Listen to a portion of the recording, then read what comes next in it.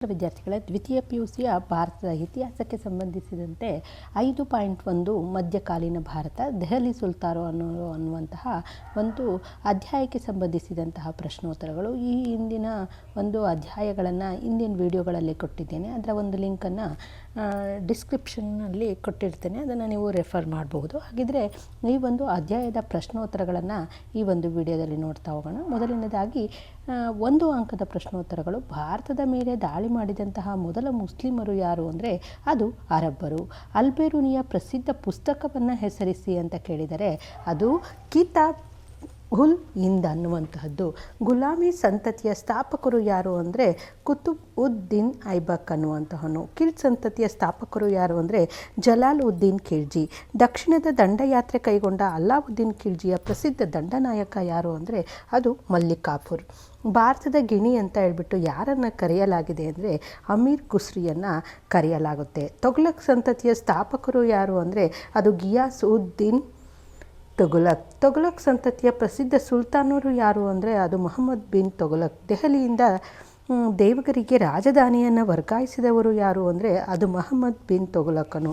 ಸಾಂಕೇತಿಕ ನಾಣ್ಯವನ್ನು ಜಾರಿಗೊಳಿಸಿದವರು ಯಾರು ಅಂದರೆ ಅದು ಮೊಹಮ್ಮದ್ ಬಿನ್ ತೊಘಲಕ್. ದೆಹಲಿಯಲ್ಲಿ ಕುತುಬ್ ಮಿನಾರ್ ನಿರ್ಮಾಣವನ್ನು ಆರಂಭಿಸಿದವರು ಯಾರು ಅಂದರೆ ಅದು ಕುತುಬ್ ಉದ್ದೀನ್ ಐಬಕ್ ಅವರು. ಇನ್ನು ಮುಂದಿನದು 2 ವಾಕ್ಯದ ಪ್ರಶ್ನೋತ್ತರಗಳನ್ನು ನೋಡೋಣ. 2ನೇ ತರೈನ್ ಕದನ ನಡೆದಂತಹ ವರ್ಷ ಯಾವುದು ಅಂದರೆ ಅದು ಯಾರ ನಡುವೆ ನಡೆಯಿತು ಅಂದರೆ ಕ್ರಿಸ್ತಶಕ 1192ರಲ್ಲಿ ಅದು ಕದನ ನಡೆಯುತ್ತೆ. ಮಹಮ್ಮದ್ ಗೋರಿ ಮತ್ತು ಪೃಥ್ವಿರಾಜ್ ಚೌಹಾಣರ ನಡುವೆ ಈ ಒಂದು ಕದನ ನಡೆಯುತ್ತೆ. ದೆಹಲಿಯನ್ನು ಆಳಿದ ಯಾವುದಾದರೂ 2 ಸುಲ್ತಾನ್ ಸಂತತಿಗಳನ್ನು ಹೆಸರಿಸಿ ಅಂತ ಕೇಳಿದರೆ ಅದು ಗುಲಾಮಿ ಸಂತತಿ ಮತ್ತು ಖಿಲ್ಜಿ ಸಂತತಿ. ಅಲ್ಲಾವುದ್ದೀನ್ ಖಿಲ್ಜಿ ಕಟ್ಟಿಸಿದ ಯಾವುದಾದರೂ 2 ಪ್ರಮುಖ ಸ್ಮಾರಕಗಳನ್ನು ಹೆಸರಿಸಿ ಅಂತ ಕೇಳಿದರೆ ಅದು ಹಜಾರಾ ಸೀತಮ್ ಅರಮನೆ ಮತ್ತು ಸಿರಿಯಾ ಕೋಟೆ. ಹಾಗೆ 2ನೇ ಸಿಕಂದರ್ ಅಂತ ಹೇಳ್ಬಿಟ್ಟು ಅಲ್ಲಾವುದ್ದೀನ್ ಖಿಲ್ಜಿಯು ತನ್ನನ್ನು ಕರೆದುಕೊಂಡದ್ದು ಏಕೆ ಅಂದರೆ ಅಲ್ಲಾವುದ್ದೀನ್ ಖಿಲ್ಜಿಯನ್ನು ಅಲೆಕ್ಸಾಂಡರ್ ಹಾಗೆ ಇಡೀ ಪ್ರಪಂಚವನ್ನು ಗೆಲ್ಲಬೇಕು ಅನ್ನುವಂತಹ ಒಂದು ಮಹತ್ವಾಕಾಂಕ್ಷೆಯನ್ನು ಹೊಂದಿದ್ದ. ಅಲ್ಲಾವುದ್ದೀನ್ ಖಿಲ್ಜಿಯ 2 ಸೇನಾಪತಿಗಳನ್ನು ಹೆಸರಿಸಿ ಅಂತ ಕೇಳಿದರೆ ಅದು ಉಲುಫ್ ಖಾನ್ ಮತ್ತು ನಸ್ರತ್ ಖಾನ್. ಮೊಹಮ್ಮದ್ ಬಿನ್ ತುಘಲಕನು ರಾಜಧಾನಿಯನ್ನು ವರ್ಗಾವಣೆ ಮಾಡಿದ್ದಕ್ಕೆ ಯಾವುದಾದರೂ 2 ಕಾರಣಗಳನ್ನು ನೀಡಿ ಅಂತ ಕೇಳಿದರೆ ಅದು ದಕ್ಷಿಣ ಭಾರತದ ಕಡೆ ತನ್ನ ಸಾಮ್ರಾಜ್ಯವನ್ನು ವಿಸ್ತರಿಸುವುದು, ಮಂಗೋಲರ ದಾಳಿಗಳಿಂದ ತಪ್ಪಿಸಿಕೊಳ್ಳುವುದಕ್ಕಾಗಿ.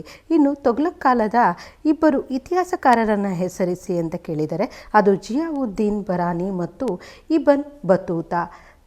ಮುಂದಿನದು ತಾರಿಖ್ ಇ ಫಿರೋಜ್ ಶಾಹಿಯನ್ನು ಬರೆಯಲಾರಂಭಿಸಿದವರು ಯಾರು ಹಾಗೂ ಅದನ್ನು ಪೂರ್ಣಗೊಳಿಸಿದವರು ಯಾರು ಅಂತ ಪ್ರಶ್ನೆ ಇದೆ.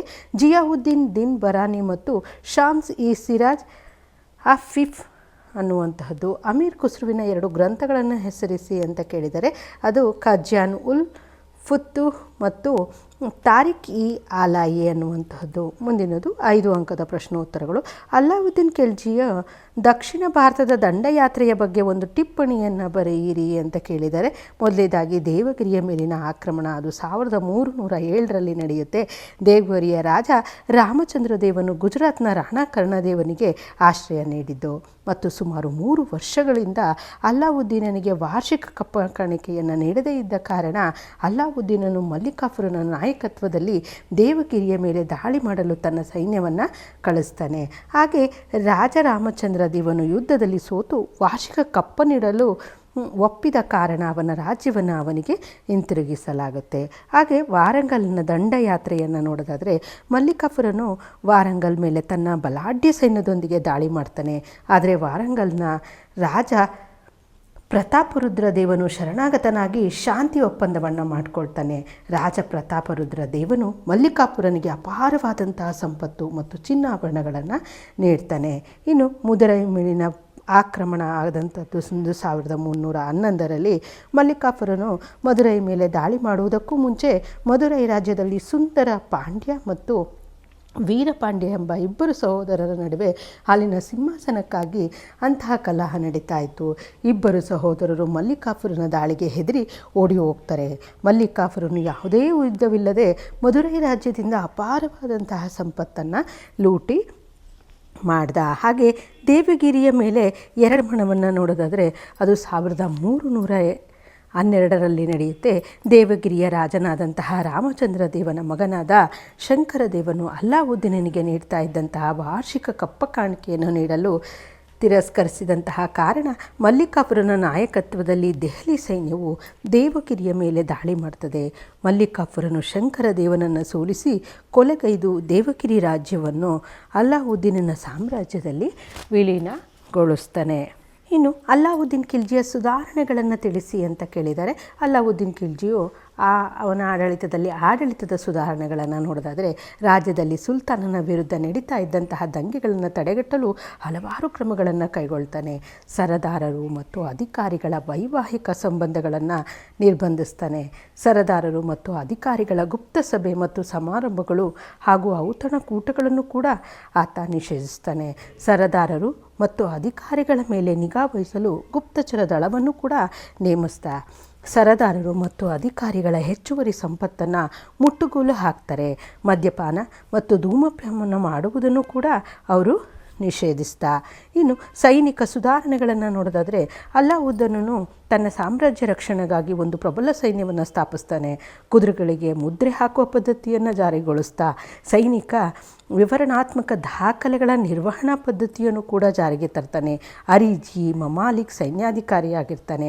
ಜಾಗೀರ್ ಪದ್ಧತಿಯನ್ನು ರದ್ದುಪಡಿಸಿ ನಗದು ರೂಪದಲ್ಲಿ ವೇತನಗಳನ್ನು ನೀಡಲು ಪ್ರಾರಂಭಿಸ್ತಾನೆ. ಸೈನಿಕರ ಮತ್ತು ಅಧಿಕಾರಿಗಳ ವೇತನವನ್ನು ಕೂಡ ನಿಗದಿಪಡಿಸ್ತಾ. ಇನ್ನು ಕಂದಾಯ ಸುಧಾರಣೆಗಳನ್ನು ನೋಡೋದಾದರೆ, ಅಲ್ಲಾವುದ್ದೀನ್ ಖಿಲ್ಜಿಯು ವೈಜ್ಞಾನಿಕ ತಳಹದಿಯ ಮೇಲೆ ಭೂಮಾಪನ ಪದ್ಧತಿಯನ್ನು ಆರಂಭಿಸಿ ಭೂ ಕಂದಾಯವನ್ನು ನಿಗದಿಪಡಿಸ್ತಾನೆ. ಸರದಾರರು, ಜಾಗೀರುದಾರರು ಮತ್ತು ಉಲೇಮರ ಮೇಲೆ ಸುಲ್ತಾನನು ಹೆಚ್ಚಿನ ತೆರಿಗೆಗಳನ್ನು ಹೇರಿದ.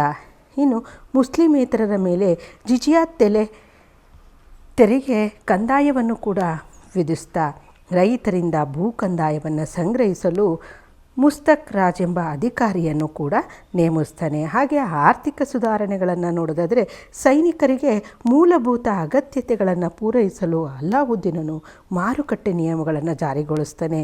ದೈನಂದಿನ ಉಪಯೋಗದ ಮೇಲೆ ಎಲ್ಲ ವಸ್ತುಗಳ ದರಗಳನ್ನು ಕೂಡ ನಿಗದಿಪಡಿಸ್ತಾ ಮಾರುಕಟ್ಟೆಯನ್ನು ನಿಯಂತ್ರಿಸಲು ಪ್ರತ್ಯೇಕವಾದ ಇಲಾಖೆ ಮತ್ತು ವಿಶೇಷ ಅಧಿಕಾರಿಗಳನ್ನು ಕೂಡ ನೇಮಿಸ್ತಾನೆ. ಇನ್ನು ಸರ್ಕಾರಿ ಉಗ್ರಾಣಗಳಲ್ಲಿ ಧಾನ್ಯಗಳನ್ನು ಶೇಖರಿಸಿಡಲಾಗ್ತಾ ಇತ್ತು. ತುರ್ತು ಸಂದರ್ಭಗಳಾದಂತಹ ಕೊರತೆಯ ಸಮಯ ಮತ್ತು ಕ್ಷಾಮಗಳ ಕಾಲಗಳಿಗಾಗಿ ಇವುಗಳನ್ನು ಸಂಗ್ರಹಿಸಿ ಇಡಲಾಗ್ತಾ ಇತ್ತು. ಮೊಹಮ್ಮದ್ ಬಿನ್ ತುಘಲಕನ ವೈರುಧ್ಯಗಳ ಮಿಶ್ರಣ ಎಂದು ಏಕೆ ಕರೆಯಲಾಗಿದೆ ಅನ್ನುವಂತಹದ್ದು ಪ್ರಶ್ನೆ. ದೋಅಬ್ ಪ್ರದೇಶದಲ್ಲಿ ತೆರಿಗೆ ಹೆಚ್ಚಳ ಆದಂಥದ್ದು. ಮೊಹಮ್ಮದ್ ಬಿನ್ ತುಘಲಕ್ ಹಲವಾರು ಕಾರಣಗಳಿಂದ ದೋಅಬ್ ಪ್ರದೇಶದ ಮೇಲೆ ತೆರಿಗೆಯನ್ನು ಹೆಚ್ಚಿಸಲು ಮುಂದಾಗ್ತಾನೆ. ಕಾರಣಗಳನ್ನು ನೋಡೋದಾದರೆ, ದೋಅಬ್ ಪ್ರದೇಶದ ಗಂಗಾ ಮತ್ತು ಯಮುನಾ ನದಿಗಳ ನಡುವಿನ ಫಲವತ್ತಾದ ಭೂಪ್ರದೇಶವಾಗಿತ್ತು. ದೋಅಬ್ ಪ್ರದೇಶದ ಜನ ಹೆಚ್ಚು ಆದಾಯವನ್ನು ಗಳಿಸ್ತಾ ಇದ್ದರು ಹಾಗೂ ಶ್ರೀಮಂತರಾಗಿದ್ದರು. ಹೀಗೆ ಹಲವಾರು ಕಾರಣಗಳಿಂದ ಸುಲ್ತಾನನು ಆ ಪ್ರದೇಶದ ಮೇಲಿನ ತೆರಿಗೆಯನ್ನು ದುಪ್ಪಟ್ಟು ಹೆಚ್ಚಿಸ್ತಾನೆ. ಆದರೆ ಮಳೆಯ ಕೊರತೆಯಿಂದ ರೈತರು ಅಸಂತುಷ್ಟರಾಗಿದ್ದ ಸಮಯದಲ್ಲಿ ಇದನ್ನು ಜಾರಿಗೊಳಿಸ್ತಿದ್ರು. ರೈತರು ತೆರಿಗೆ ಕೊಡಲು ಸಾಧ್ಯವಾಗದಿದ್ದಲ್ಲಿ ಅವರನ್ನು ನಿರ್ದಯವಾಗಿ ಶಿಕ್ಷಿಸ್ತಾ ಇದ್ದ. ಈ ಕ್ರಮವು ಸುಲ್ತಾನನ ಜನಪ್ರಿಯತೆಯನ್ನು ಕುಂಠಿತಗೊಳಿಸ್ತು.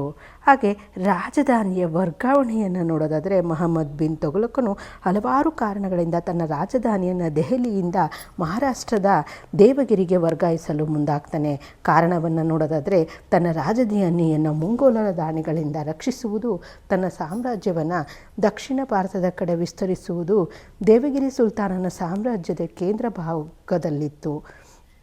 ಈ ಮೇಲಿನ ಕಾರಣಗಳಿಂದ ಸುಲ್ತಾನನು ದೆಹಲಿಯಿಂದ ದೇವಗಿರಿಗೆ ರಾಜಧಾನಿಯನ್ನು ವರ್ಗಾಯಿಸಲು ಮುಂದಾಗ್ತಾನೆ.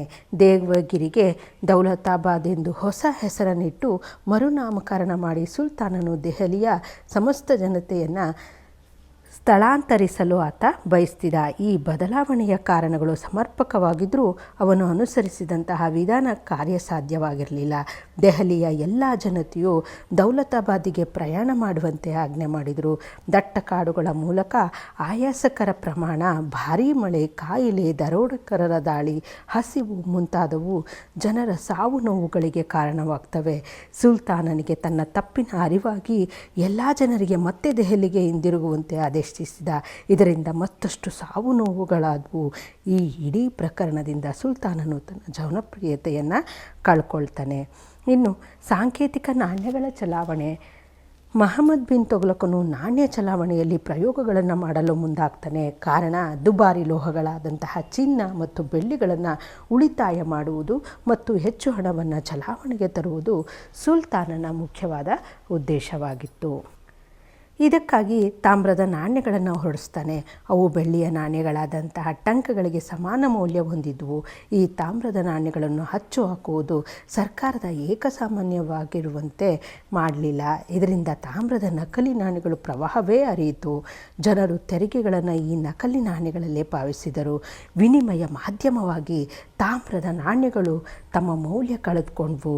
ವ್ಯಾಪಾರ ನಷ್ಟಕ್ಕೀಡಾಯಿತು. ಆದ್ದರಿಂದ ಸುಲ್ತಾನನು ತಾಮ್ರದ ನಾಣ್ಯಗಳನ್ನು ಹಿಂಪಡುತ್ತಾನೆ. ತಮ್ಮಲ್ಲಿರುವ ತಾಮ್ರ ನಾಣ್ಯಗಳಿಗೆ ಬದಲಾಗಿ ಜನರು ಚಿನ್ನ ಬೆಳ್ಳಿ ನಾಣ್ಯಗಳಿಗೆ ಬದಲಾಯಿಸಿಕೊಳ್ಳುವಂತೆ ಹೇಳಲಾಯಿತು. ಇದರಿಂದ ಖಜಾನೆ ಬರಿದಾಯಿತು. ಹೀಗೆ ಸುಲ್ತಾನನ ನಾಣ್ಯ ಸುಧಾರಣೆಯು ಸಂಪೂರ್ಣವಾಗಿ ವಿಫಲಗೊಂಡಿತು. ಮಹಮ್ಮದ್ ಸುಲ್ತಾನನ ನಡತೆಯ ಲಕ್ಷಣಗಳು ಮತ್ತು ಸಾಧನೆಗಳು ಹೆಚ್ಚಿನ ಚರ್ಚೆ ಮತ್ತು ವಾದವಿವಾದಗಳಿಗೆ ಗ್ರಾಸವಾಯಿತು. ಸುಲ್ತಾನನ ನೀತಿಗಳು ಸರಿಯಾಗಿದ್ದರೂ ಅವುಗಳ ಜಾರಿಯ ಯೋಜನೆ ಸಮರ್ಪಕವಾಗಿರಲಿಲ್ಲ. ಅವುಗಳು ಅವನ ಜನಪ್ರಿಯತೆಯನ್ನು ಕಳೆದುಕೊಳ್ಳುವಂತೆ ಮಾಡಿ ಅವನಿಗೆ ವೈರುಧ್ಯಗಳ ಮಿಶ್ರಣ ಎಂಬ ಖ್ಯಾತಿಯೇ ನೀಡಿದ್ವು. ಇನ್ನು 10 ಅಂಕದ ಪ್ರಶ್ನೋತ್ತರಗಳು.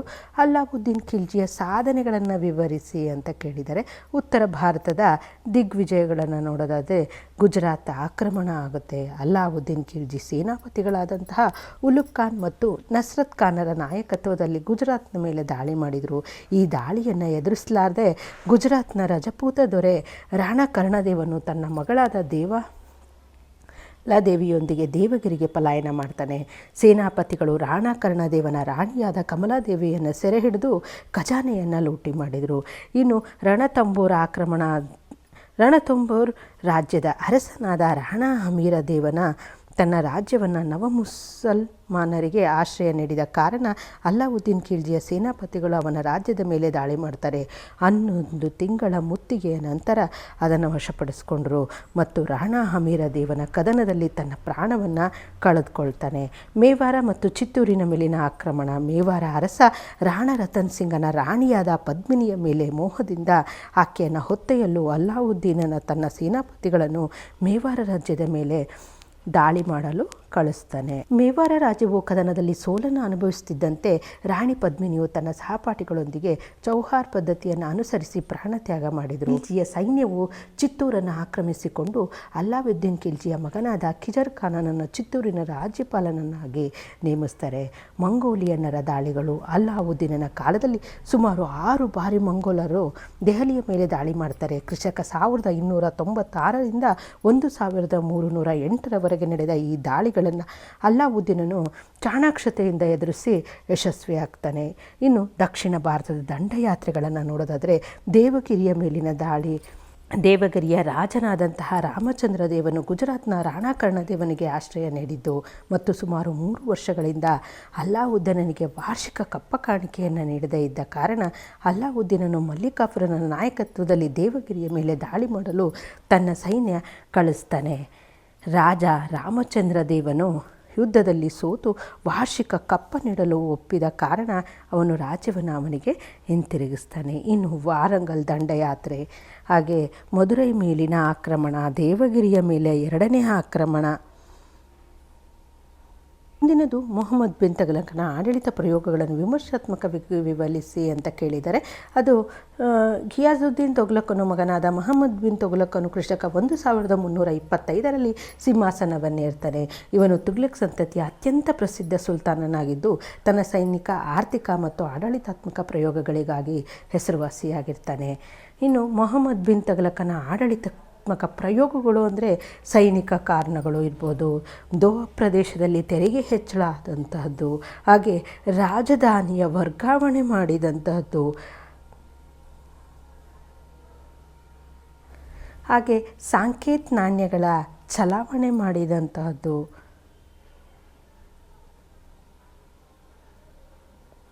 ಇವೆಲ್ಲವೂ ಕೂಡ ಕಾರಣ ಆಗ್ತವೆ.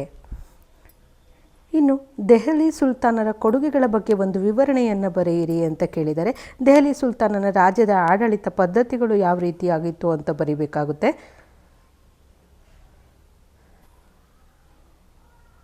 ಹಾಗೆ ಸಾಹಿತ್ಯ ಯಾವ ರೀತಿಯಾಗಿತ್ತು, ಕಲೆ ಮತ್ತು ವಾಸ್ತುಶಿಲ್ಪವನ್ನು ಕುರಿತು ಬರೀಬೇಕು. ಇಷ್ಟು ನಿಮ್ಮ ಒಂದು 5.1ರ ಒಂದು ಅಧ್ಯಾಯದ ಪ್ರಶ್ನೋತ್ತರಗಳಾಗಿತ್ತು. ಮುಂದಿನ ಅಧ್ಯಾಯದ ಪ್ರಶ್ನೋತ್ತರಗಳನ್ನು ಮುಂದಿನ ವಿಡಿಯೋದಲ್ಲಿ ನೋಡೋಣ. ಧನ್ಯವಾದಗಳು.